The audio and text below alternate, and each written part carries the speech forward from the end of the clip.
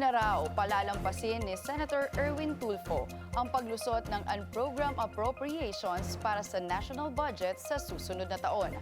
Narito ang political update ni Dexter Ganibe ng Abante.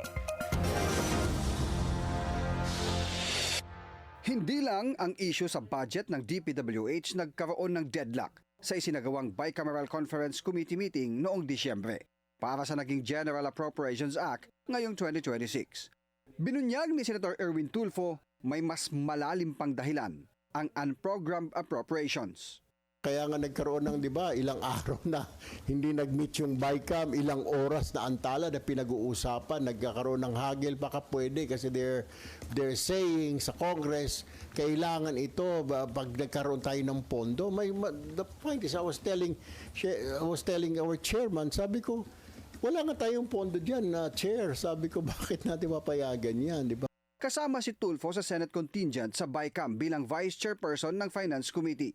At bago sumalang sa BICAM, naging mainit na ang issue ng unprogrammed appropriation sa deliberasyon ng Senado na nagkasundong ang UA lang para sa foreign assisted projects ang pinalusot sa kanilang bersyon.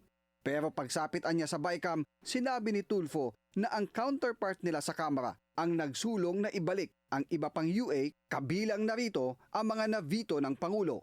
Personally po, when I signed that, tinitignan ko yung unprogrammed with heavy hearts, I signed it.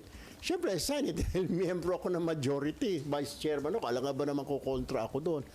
Kaya ngayon, nanindigan si Tulfo na ano't ano pa man ang mangyayari sa deliberasyon sa 2027 budget, tutukuran na niya ang zero unprogrammed appropriations. Magiging source ng corruption yung program. Kaya nga po, sinasabi ko next year, kung maaari, except kung mga foreign assisted, wala na lang tayong unprogram. Bakit pa tayo, like I was telling you kanina, why do we need unprogrammed projects? Wala nga tayong pondo. Pag napondohan, di wag na lang, wala naman tayong pondo, di ba? Every year naman, ipangungutang mo.